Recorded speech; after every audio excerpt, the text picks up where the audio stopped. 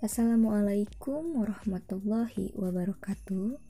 Saya Feliandriani, NIM 17142177. Saya dari Perbankan Syariah, Fakultas Ekonomi Bisnis Islam.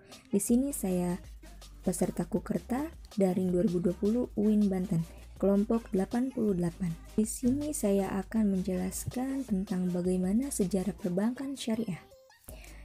Mari kita bahas video berikut ini.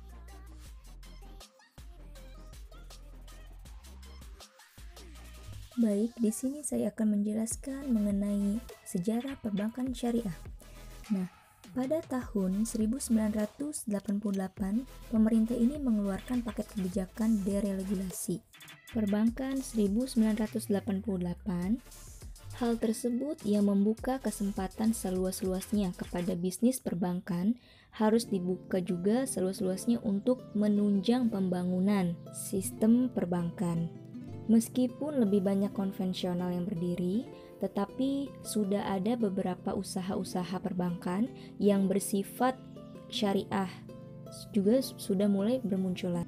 Sehingga inisiatif pendirian Bank Islam di Indonesia ini mulai pada tahun 1980 melalui diskusi-diskusi bertemakan Bank Islam sebagai pilar ekonomi Islam. Lalu diadakan uji coba. Di antaranya itu gagasan perbankan Islam dipraktekkan dalam skala yang relatif terbatas. Nah, di antaranya di Bandung ada Bait At-Tamwil Salman IT di Jakarta, yaitu Koperasi Ridho Gusti.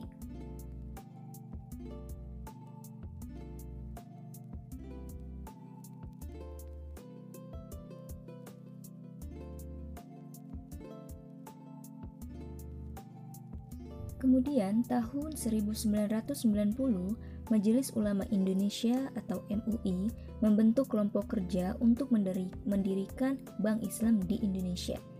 MUI menyelenggarakan lokarya, bunga bank dan juga perbankan di Cisarua, Bogor, Jawa Barat.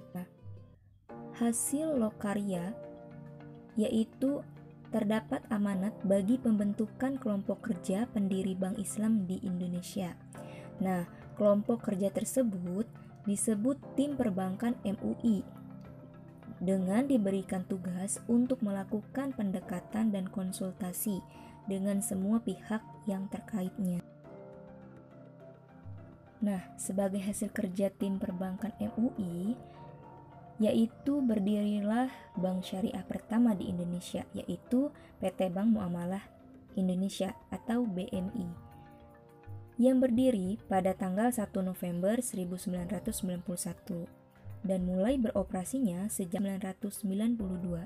Kemudian, pada tahun 1998, pemerintah dan DPR melakukan penyempurnaan Undang-Undang Nomor 7 Tahun 1992 tersebut menjadi Undang-Undang Nomor 10 Tahun 1998. Dalam undang-undang tersebut menjelaskan bahwa di Indonesia ini terdapat dua sistem perbankan.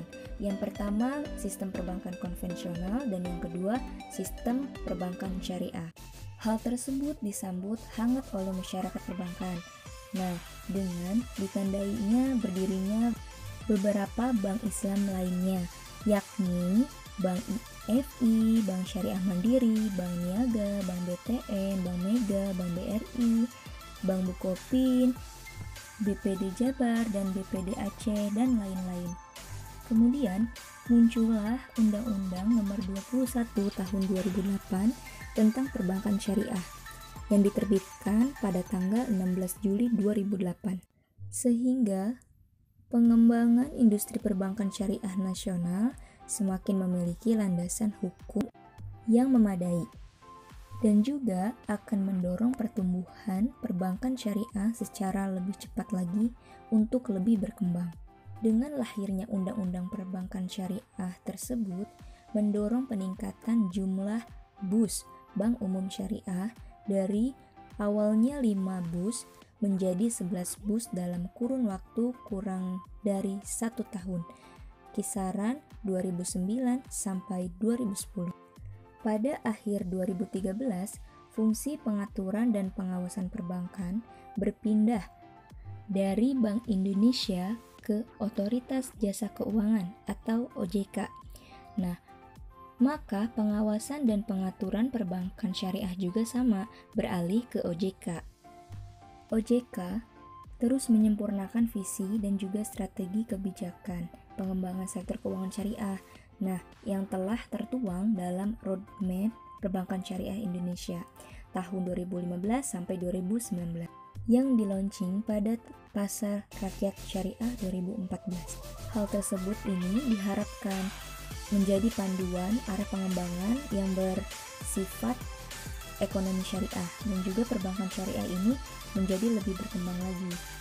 Hingga saat ini perkembangan perbankan syariah di Indonesia ini semakin berkembang.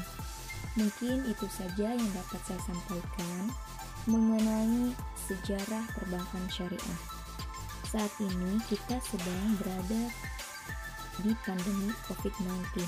Untuk mencegah adanya penyebaran COVID-19 di lingkungan kita, jangan lupa memakai masker saat beraktivitas.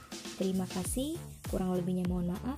Wassalamualaikum warahmatullahi wabarakatuh.